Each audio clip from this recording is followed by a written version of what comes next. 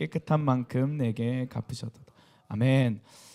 벌써 한 해의 마지막 주일입니다. 제가 1월 17일 날 수련회를 기준으로 정식으로 부임하게 되었고요. 1월 셋째 주부터 여러분과 함께 예배를 드려왔는데 어느덧 벌써 한 해의 마지막 주일 예배를 맞이하게 됐습니다. 제가 영상을 만들면서 한 해를 돌아보니까 정말 많은 일들이 있더라고요. 서로 간에 크고 작은 오해들도 있었고 또 저의 연약한 부분들이 드러나는 일들도 있었고 열정만 너무 앞서서 스케줄이 너무 빡빡하게 흘러가는 일도 있었지만 함께 울고 함께 웃고 함께 놀고 함께 먹는 너무나 행복한 날들도 많았습니다. 첫 이제 다음 세대 부서 사역을 맡고 나서 너무나 많은 고민을 했었어요. 내가 과연 잘할 수 있을까? 고민도 많이 하고 넘어지기도 많이 하고 실수도 많이 했지만 뒤돌아보니까 모든 것이 주님의 은혜임을 다시 한 번 더 고백하게 되었습니다. 처음에 여러분과 같이 예배한다고 했을 때 제 중심은 그거였어요. 어떻게 하면 내가 하나님께 받은 은혜를 여러분에게 흘려보낼 수 있을까? 어떻게 하면 하나님의 마음을 잘 받아서 여러분들에게 전달할 수 있을까라는 한 가지의 목적을 가지고 지금까지 달려왔는데 돌아보니까 오히려 여러분을 통해서 저에게 하나님의 은혜를 주시더라고요. 오히려 여러분을 통해 하나님의 마음을 저에게 부어주시는 걸 경험하면서 너무나 이 공동체가 소중하고 귀하다라는 걸 다시 고백하게 되었습니다. 여러분의 한 해를 돌아봤으면 좋겠습니다. 어땠습니까? 여러분의 한 해는 여러분들에게 각자 어떤 일이 있었는지 디테일하게 잘 알 수는 없지만 또 얼마나 좋은 일이 있었고 화나고 억울한 일이 있었는지는 모르겠지만 돌아보면 모든 것이 하나님의 은혜였다라고 고백할 수 있는 우리 청소년부가 되기를 소망합니다. 만약 여러분들이 1년 동안 잘못한 거 있을 때마다 하나님이 머리카락 하나씩 뽑은다고 생각해 보세요. 그러면 아마 이 자리에 저렇게 긴 머리를 하고 있는 친구들은 없을 거예요. 아마 다 대머리겠죠. 제가 이제 매주 설교를 할 때 저와 눈을 맞추지 않고 항상 저에게 정수리를 보여주는 친구들 몇몇 있어요. 그 친구들을 보면 제가 머리카락 하나씩 뽑고 싶은데 그럼에도 하나님은 여러분의 머리카락을 뽑지 않으시고 지금껏 잘 풍성한 머리를 지켜주신 게 얼마나 큰 은혜인지 모릅니다. 오늘 본문은요, 다윗이 자신을 죽이고자 했던 원수들과 사울의 손에서 해방되었을 때 쓴 노래이며 시입니다. 본문을 처음부터 읽어보면요, 그의 고백도 우리의 고백과 같은 고백이에요. 원수들을 피해서 때로는 광야에 있기도 했고요, 적군 앞에서 미치광이 연기도 해야 했고, 동굴에 숨어야 하기도 했고, 배도 고팠고 억울하고 속상한 일 투성이었습니다. 하지만 그가 딱 그의 삶을 돌이켜 봤을 때, 원수의 손에서 사울의 손에서 딱 자유하게 돼서 돌아봤을 때 하나님의 은혜가 이렇게 컸구나라는 걸 고백하는 시가 18편이에요. 그리고 나서 다윗이 그 사건을 통해 깨달은 게 있습니다. 뭐냐면 하나님께 붙들린 자는 결코 망하지 않는구나. 하나님을 붙잡는 자는 결코 죽지 않는구나. 이걸 다윗이 깨달은 거예요. 사랑하는 여러분, 하나님께 붙들린 자는 결코 망하지 않음을 믿으시길 바랍니다. 아멘. 어떤 상황이든지 간에 하나님을 붙드는 자는 결코 죽지 않습니다. 때로는 우리가 광야의 길을 걸을 때도, 때로는 배고픈 동굴 안에 있을 때, 어둡고 캄캄한 길을 걸어갈 때, 지금 당장 눈에 보이지 않고 만져지지 않고 변화되지 않고 느껴지지 않고 할 수 있지만 하나님이 함께 계시면 어떤 싸움이라도 우리는 승리할 줄 믿습니다. 하나님이 함께 하시면 우리는 죽은 것 같으나 살아있는 자들인 줄을 믿습니다. 역대상 11장 9절 보면 이렇게 기록되어 있습니다. 만군의 여호와께서 함께 계시니 다윗이 점점 강성하여 가니라. 하나님이 여러분과 함께 하십니다. 아멘. 그렇다면 여러분의 인생은 점점 강성하여질 줄 믿습니다. 이 말씀을 여러분에게 약속의 말씀으로, 도전의 말씀으로 선포하고 싶습니다. 이사야 41장 10절 말씀. 두려워하지 말아라. 내가 너와 함께함이라. 놀라지 말아라. 나는 내 하나님이 되리라. 내가 너를 굳세게 하리라. 참으로 너를 도와주리라. 참으로 나의 의로운 손으로 너를 붙들리라. 할렐루야. 옆 사람에게 인사하겠습니다. 하나님이 당신과 함께 하십니다. 시작. 아멘. 앞서 얘기했듯이 오늘 본문은 다윗이 원수들과 사울의 손에서 자유케 되었을 때 쓴 노래이고 시입니다. 이 시편에는 굉장한 많은 의미가 담겨 있지만 우리가 한 해를 돌아보면서 또 내년을 맞이하면서 어떤 마음으로 한 해를 준비하고 또 마무리해야 되는지 함께 나누기를 소망합니다. 첫 번째는 하나님의 가치를 아는 것입니다. 시편 18편 2절에서 3절 말씀 같이 읽겠습니다. 시작. 여호와는 나의 반석이시오 나의 요새시오 나를 건져시는 이시오 나의 하나님이시오 내가 그 안에 피할 나의 바위시오 나의 방피시오 나의 구원의 뿌리시오 나의 산성이시로다. 내가 찬송받으실 여호와께 아뢰리니 내 원수들에게서 구원을 얻으리. 6절 말씀 보겠습니다. 고통 중에 내가 여호와를 불렀고 나의 하나님께 도와달라고 부르짖었습니다. 저가 성전에서 내 목소리를 들으셨습니다. 울부짖는 내 외침이 그의 귀에 들렸습니다. 라고 다윗은 고백합니다. 내가 고통 속에서 주님께 부르짖었을 때 주님이 내 기도를 듣고 응답하셨습니다. 주가 나와 함께 하셨기 때문에, 주와 나와 주님이 나와 같이 계셨기 때문에 내가 구원을 얻었습니다. 라고 다윗은 고백합니다. 다시 한 번 더 선포하는데, 하나님은 절대 우리를 포기하지 않는 분이에요. 하나님은 여러분을 절대 포기하지 않습니다. 다윗의 하나님은 곧 우리의 하나님이신 줄 믿습니다. 하나님은 차별이 없어요. 그분은 우리의 기도를 들으시고 우리의 기도를 응답하는 분이신 줄 믿습니다. 또 우리는요, 하나님의 자녀들이에요. 할렐루야. 한 번 자녀는 영원한 자녀입니다. 진정한 부모는 자녀를 버리지 않아요. 아기가 걸음마를 시작할 때 수백 번, 수천 번 넘어지지만 그럼에도 불구하고 일어날 수 있는 것은 그 아이를 지켜보고 바라보고 응원하고 격려하고 인도하는 진정한 부모님이 그 옆에 계시기 때문입니다. 그래서 자녀에게 부모란 반석이고 요새고 피할 바위시고 방패이신 거예요. 여러분은 하나님의 자녀들입니다. 이건 그 누구도 끊을 수 없고 부정할 수 없고 빼앗을 수 없는 진리입니다. 하나님은 여러분의 아버지예요. 할렐루야. 그렇다면 그분은 지금도 여러분의 기도를 듣고 계시고 여러분의 울부짖음을 듣고 계신 줄 믿습니다. 그분은 우리 아버지시오 요새시오 나를 건지시는 이시오 피할 바위시오 구원의 뿌리신 줄 믿습니다. 올 한 해 저에게도 너무나 많은 일이 있었습니다. 물론 기쁜 일이 한 3분의 2였지만 억울하고 슬픈 일 당연히 있었고요. 화나고 답답한 일 당연히 있었습니다. 왜 없었겠습니까? 사람 사는 일인데. 근데 제가 돌아보니까 제가 기도할 때마다 늘 하나님은 제 기도에 응답해 주셨어요. 그리고 제가 넘어지고 제가 힘을 잃고 낭망하여 주저앉을 때에도 하나님은 언제나 저에게 손을 내밀어 주셨고 저를 일으켜 주셨습니다. 마찬가지로 한 해 동안 여러분들에게 얼마나 많은 일이 있었는지는 저는 알 수 없습니다.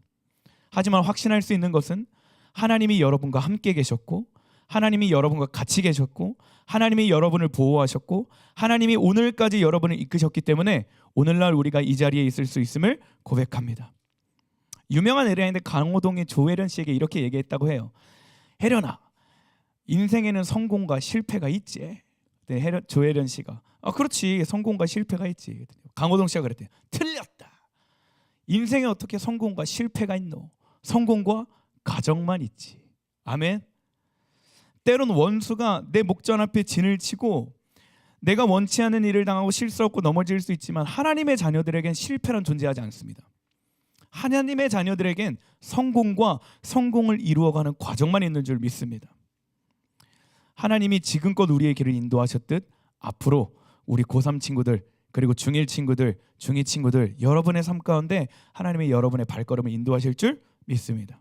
두 번째는 하나님의 가치를 아는 것입니다. 사진 하나 보여주실래요? 이 사진이에요. 최근에 한 달 전에 올라온 기사인데 기사의 제목은 바나나 경매라는 기사입니다. 본 적 있어요? 봤어요 이거? 유명한가 보네. 이 바나나는 500원짜리 바나나였습니다. 근데 누가 이거를 벽에다가 탁 붙이고 테이프를 샥 붙여놓은 거예요. 그리고 경매를 하기 시작했습니다. 얼마에 팔렸게요? 영사는 얼마에 팔렸을 것 같아? 50억? 작은 지호에 얼마에 팔렸을 것 같아? 500원짜리 바나나 얼마에 팔렸을 것 같아? 모르겠어? 86억 원에 팔렸습니다. 또 하나의 사진 보여줄까요? 제가 좋아하는 사진이에요. 청년부에서도 보여준 적이 있는데 어떤 사람이 길을 가다가 버려진 자전거를 발견했습니다. 그리고 그 자전거를 분해해서 안장과 손잡이를 갖고 와서 조립했어요. 그리고 팔았습니다. 얼마에 팔렸을까요? 유민아, 얼마에 팔렸을 것 같아? 1,000원? 주찬아, 1,000억? 얼마에 팔렸을 것 같아, 주찬아? 40억? 300억 원에 팔렸습니다. 왜냐하면 이 작품을 만든 그 사람이 피카소였기 때문이에요. 무슨 말을 하고 싶냐면, 아무리 버려진 자전거라고 할지라도, 지극히 평범한 500원짜리 바나나라고 할지라도 누구의 손에 들려지느냐, 누구의 손을 통해 만들어지느냐에 따라 가치가 정해지게 되어 있습니다.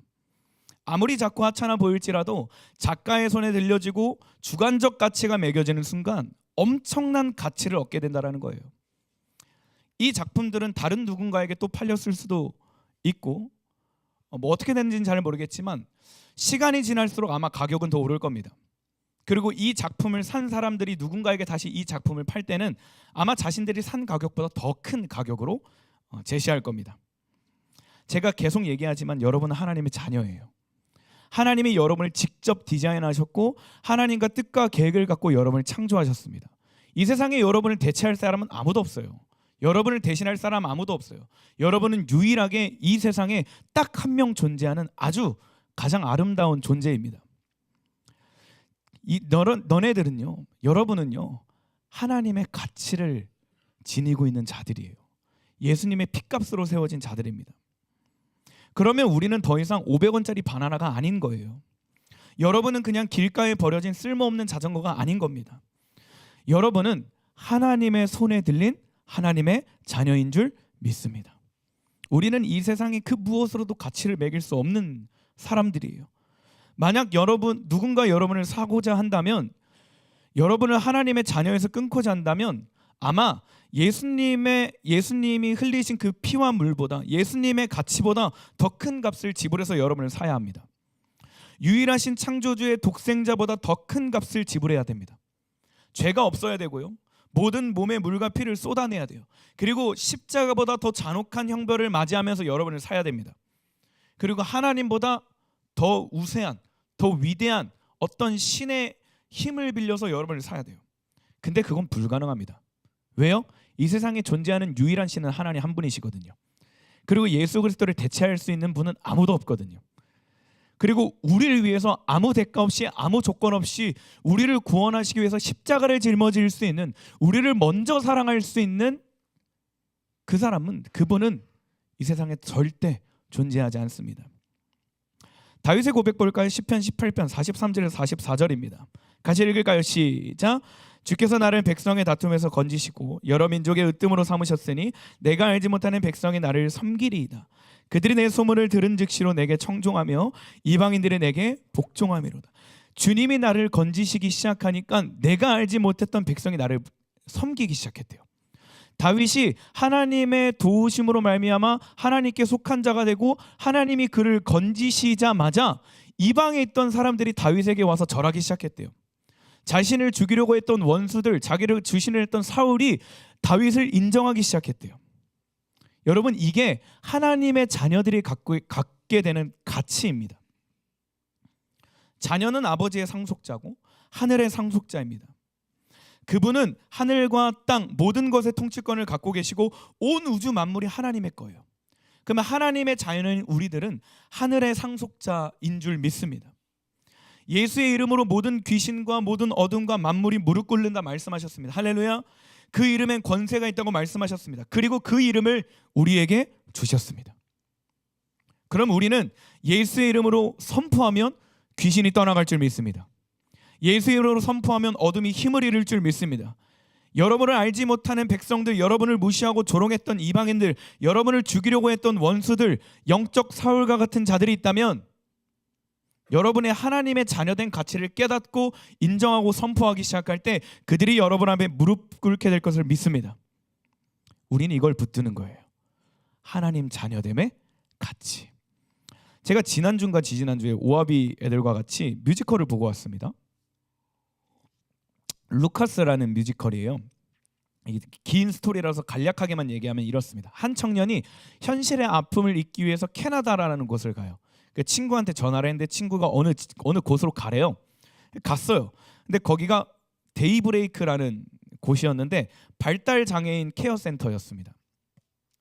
거기서 막 도망가려고 하다가 붙잡히고 막 여러 가지 일이 있었는데 그 발달 장애인들 중에 한 그 부부가 있었어요. 근데 그 부부 안에 아기가 있었습니다.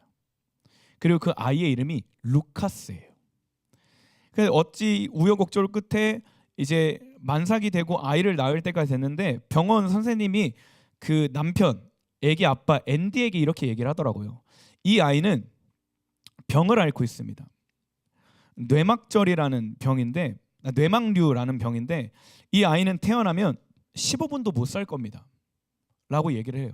그럼에도 불구하고 자녀를 낳을 겁니까? 라고 물을 때 그 앤디는 자녀를 낳겠다라고 얘기해요. 그리고 나서 병원에서 돌아서서 하나님한테 이렇게 기도합니다. 하나님, 제가 간절히 기도합니다. 이 아이를 살려주세요.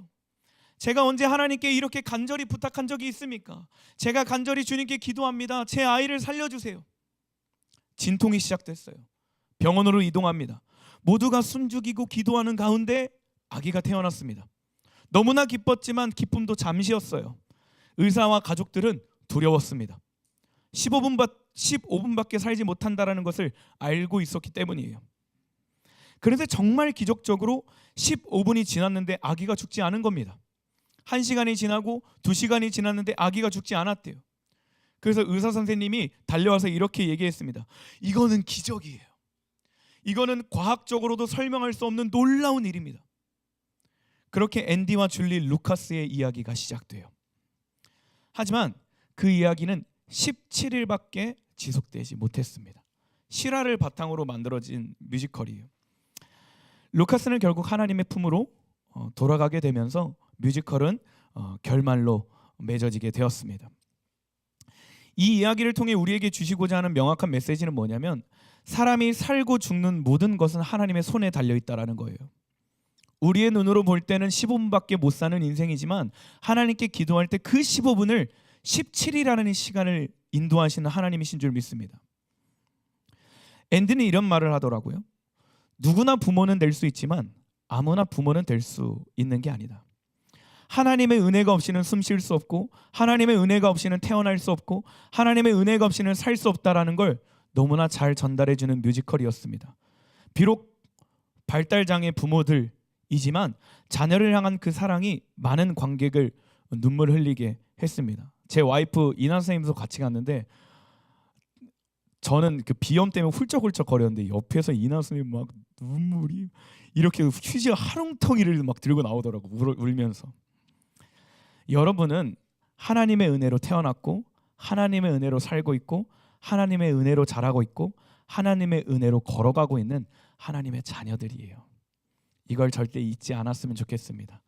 한 해를 마무리하면서 우리의 한 해를 돌아보면서 우리가 가슴에 품어야 하는 하나의 키워드가 있다면 나는 하나님의 자녀였구나. 하나님은 나를 절대 포기하지 않는구나. 하나님은 나를 절대 버리지 않는구나. 나는 하나님께 붙들려 있다면 다시 일어날 수 있구나. 이 믿음을 여러분의 가슴에 명확하게 새기기를 축복합니다. 마지막 세 번째예요. 하나님의 가치로 살아야 합니다. 하나님은 언제나 우리와 같이 계셨고 우리를 보호하셨습니다. 앞으로도 우리와 함께 하실 것이고 우리를 인도하실 것이에요. 그리고 우리는 하나님의 자녀라는 사실은 절대 변하지 않습니다. 그럼 우리가 다가오는 2025년도를 어떻게 살아가야 하는가? 간단해요. 방금 우리가 선포한 것처럼 하나님의 가치로 살아가야 됩니다. 하나님의 가치로 산다라는 건 뭔 말이냐면 하나님의 자녀답게 산다라는 것입니다. 은혜 받았으니 은혜 받은 자처럼 살아가야 된다라는 거예요. 구원받았으니 구원받은 자처럼 살아야 한다라는 것입니다. 이제 저와 여러분은요, 하나님의 자녀인 우리들은요, 세상의 가치에 따라 세상의 기준에 따라 살아가는 게 아니고 하늘의 가치에 따라 하나님의 기준에 따라 살아가야 하는 자들이에요. 하나님의 자녀답게 산다라는 건 뭔 말이냐면 성령을 따라 산다라는 거예요. 구원받은 자로 은혜 입은 자로 성령의 이끄심을 따라 살아가야 되는 게 우리가 25년을 맞이해야 되는, 대비해야 되는 우리의 중심인 줄 믿습니다.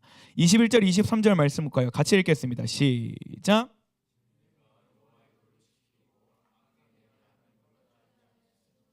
그의 모든 규례가 내 앞에 있고 내게서 그의 율례를 버리지 아니하였음이로다. 23절이에요. 또한 나의 그의 앞에 온전하여. 자, 다윗이 하나님의 구원하심을 얻고 하나님의 보호하심과 인도하심을 깨닫고 나서 다윗이 고백한 건 뭐냐면, 내가 어떤 상황 속에서도 어떤 환경에 놓여 있을 때에도 내가 하나님의 말씀을 떠나지 않았습니다. 내가 하나님의 율례를 떠나지 않았습니다. 내가 어떤 환경과 어떤 어려움과 어떤 억울함과 어떤 슬픔이 내게 닥쳐오더라도 나는 내 감정과 상황에 따라서 행동하지 않았습니다. 나는 늘 하나님의 말씀을 따라갔고 하나님의 기준을 따랐고 하나님의 말씀을 내 삶 가운데 지켰고 내가 악한 일을 행함으로 하나님을 떠나지 않았습니다라고 얘기를 해요. 그러면서 내가 이렇게 살았고 하나님의 자녀로 된 정체성을 붙들고 살았기 때문에 하나님이 내 삶을 인도하셨다라고 얘기합니다. 마찬가지로 우리도요, 하나님의 자녀됨을 깨닫는 우리도요, 24년을 돌아보면서 이 모든 것이 하나님의 은혜였다라는 걸 고백하는 우리도 이제 다가오는 25년을 어떻게 살아야 되냐면 상황과 감정에 따라 살지 말아야 되는 거예요. 구원받았고 은혜 받은 자라면 다윗이 했던 것과 같이 우리 가슴 속에 있는 하나님의 말씀을 붙들고 살아야 하는 줄 믿습니다. 늘 그랬듯이 하나님의 말씀에 우리가 한 발 더 가까이 가는 거예요. 내 마음이 주님의 성전이 되어서 하나님의 말씀이 있는 곳에, 하나님의 말씀이 향하는 곳에, 하나님이 시선에 머무는 곳에 우리가 가야 하는 줄 믿습니다. 이게 하나님의 가치로 사는 거예요. 이게 하나님의 자녀됨으로 사는 거예요. 이게 성령을 따라 사는 것입니다. 다윗은 이렇게 고백해요. 31절 32절. 여호와 외에 누가 하나님이며 우리 하나님 외에 누가 반석이냐. 이 하나님이 힘으로 내게 띠띠우시며 내 길을 완전하게 하시며. 할렐루야. 우리가 의지할 분은 하나님 한 분이십니다. 우리의 삶 가운데 기준을 새길 분은 오직 하나님의 말씀인 줄 믿습니다. 그럼 우리가 따라가야 할 방향은, 우리가 살아가야 할 힘은, 우리가 붙들어야 할 기준은 세상의 가치와 세상의 문화와 세상의 기준이 아니라 하나님의 말씀인 줄 믿습니다. 갈라디아서 5장 말씀 볼까요? 조금 깁니다. 잘 따라오세요. 내가 이르노니 너희는 성령을 따라 행하라. 그리하면 육체의 욕심을 이루지 아니하리라. 육체의 소욕은 성령을 거스르고 성령은 육체를 거스르나니 이 둘이 서로 대적함으로 너희가 원하는 것을 하지 못하게 하려 함이라. 너희가 만일 성령의 인도하시는 바가 되면 율법 아래에 있지 아니하리라. 19절. 육체의 일은 분명하대요. 육체의 일이 뭐예요? 은행과 음행과 더러운 것과 호색과 우상숭배와 주술과 원수 맺는 것과 분쟁과 시기와 분냄과 당짓는 것과 분열함과 이단과 투기와 술취함과 방탕함과 또 그와 같은 것들이라. 전에 너희에게 경계한 것 같이 경계하노니 이런 일을 하는 자들은 하나님의 나라를 유업으로 받지 못할 것이다. 22절. 오직 성령의 열매는 사랑과 희락과 화평과 오래 참음과 자비와 양성과 충성과 온유와 절제니 이 같은 것을 금지할 법이 없느니라. 아멘. 그리스도 예수의 사람들은 육체와 함께 그 정욕과 탐심을 어디에 못 박았대요? 십자가에 못 박았대요. 만일 우리가 성령으로 살면 또한 성령으로 행할지니 헛된 영광을 구하여 서로 노엽게 하거나 서로 투기하게 말지니라. 아멘. 육신의 일을 따라가지 않는 여러분 되길 소망합니다. 성령의 일을 따라가는 여러분 되길 소망합니다. 내년 25년도에는 우리 공동체 안에 여러분의 삶 가운데 성령의 열매가 가득하기를 소망해요. 어떤 사람들은 이 성령의 열매를 가르칠 때 우리가 사랑의 열매도 맺어야 되고 화평의 열매도 맺어야 되고 온유의 열매도 맺어야 되고 여러 가지 막 그 열매를 종류별로 나눕니다. 근데 생각해봐요. 사과나무에 포도가 나요? 안 나죠? 사과나무에 감이 맺어져요? 안 맺어져요. 사과나무에는 사과나무만 맺어져요. 사과만 맺어져요. 무슨 말이냐면 성령을 따라 행하는 우리들에게는 사랑과 화평과 희락과 오래 참과 자비와 양성과 충성과 온유와 절제는 하나의 열매라는 거예요. 이건 우리가 따로 떼가지고 하나하나 맺을 수 없다라는 거예요. 예수님 안에 붙들린 자는, 하나님의 자녀로 예수님께 속한 자는 자연스럽게 이 열매들이 맺어진다라는 것입니다. 성령을 따라 행하는 자들에게는 이 열매들은 자연스럽게 맺어진다라는 거예요. 이게 성령을 따라 사는 삶이에요. 이게 하나님의 가치로 사는 삶이에요. 아, 나는 사랑을 행했으니 오래 참음은 난 못해요. 난 자비를 행했으니 나는 양선은 못해요. 선한 일은 못해요. 이게 아니라 사랑과 오래 참음, 자비, 양성, 충성, 이 모든 것은 하나의 열매예요. 그러면 여러분 삶 가운데 25년도에는 이 성령의 열매가 30배, 60배, 100배의 결실로 맺는 여러분의 삶이 되기를, 우리 공동체가 되기를 주님의 이름으로 소망합니다. 말씀 마무리하겠습니다. 찬양팀 나와주세요. 오늘 예배를 끝으로 제가 고3 친구들에게 꼭 해주고 싶은 말이 있습니다. 그리고 앞으로 저와 함께 청소년부를 계속해서 세워갈 여러분들에게 하고 싶은 말이 있어요. 너무 명확한 하나의 문장입니다. 뭐냐면요, 하나님께 붙들린 자는 절대 망하지 않는다라는 것이에요. 하나님을 붙드는 자는 결코 실패란 없다라는 거예요. 가장 가까운 예로 제 삶을 여러분에게 조금 쉐어하면요, 불가능한 일들 투성이었습니다. 뭐 자세하게 나열하진 못해요. 시간이 없기 때문에. 나중에 궁금하면 지망갑들 물어보세요. 어떤 일들이 있었는지. 불가능한 일들, 억울한 일들, 속상한 일들, 억장이 무너지는 일들 많았습니다. 너무나 사랑했던 자들이 등을 돌리는 일들도 있었고요. 의지했던 사람들이 떠나가는 일들도 있었고요. 가진 것들을 다 잃어버리는 상황들도 있었습니다. 반주해도 좋아요. 그럼에도 불구하고 24년 동안 제가 한 건 뭐냐면, 나는 하나님의 자녀라는 걸 잊지 않은 거예요. 하나님이 나와 같이 계시다라는 걸 나는 잊지 않은 거예요. 그리고 하나님의 말씀을 따라 사는 자는, 하나님께 붙들린 자는 결코 망하지 않는구나. 이거를 24년을 마무리하면서 깨닫게 되었습니다. 다시 고백하게 되었습니다. 사랑하는 우리 고3 친구들 여러분, 여러분이 청년이 되어서 어떤 직장을 가든 누구를 만나든 무엇을 하든 세상이 여러분의 가치를 매길 수 없습니다. 여러분의 학교가 여러분의 가치를 매기지 않습니다. 여러분이 직장에서 주는 월급이 여러분의 가치를 매겨주지 않습니다. 여러분이 만나는 사람들이 여러분의 가치를 매겨주지 않습니다. 여러분의 가치는 오직 하나님만이 매기실 수 있습니다. 여러분은 예수님의 핏값으로 세워진 그 어떤 것으로도 대체할 수 없는 하나님의 자녀인 줄 믿습니다. 그리고 하나님이 지금껏 여러분과 함께 하셨듯 앞으로도 여러분이 가는 곳마다 하나님이 함께 하실 줄 믿습니다. 그러니 두려워하지 마세요. 그러니 속상해도 다시 일어나세요. 넘어질 때 있겠지만 다시 하나님 바라보고 하나님 손 붙들고 다시 하나님의 품으로 걸어갈 수 있는 우리 고3 친구들 되기를 소망합니다. 그리고 남은 청소년 우리 친구들도 저와 같이 계속해서 하나님의 선하심을 노래하고 예배하고 경험하고 누리고 간증할 수 있기를 주님의 이름으로 소망합니다. 함께 기도하고 함께 찬양하고 기도하겠습니다.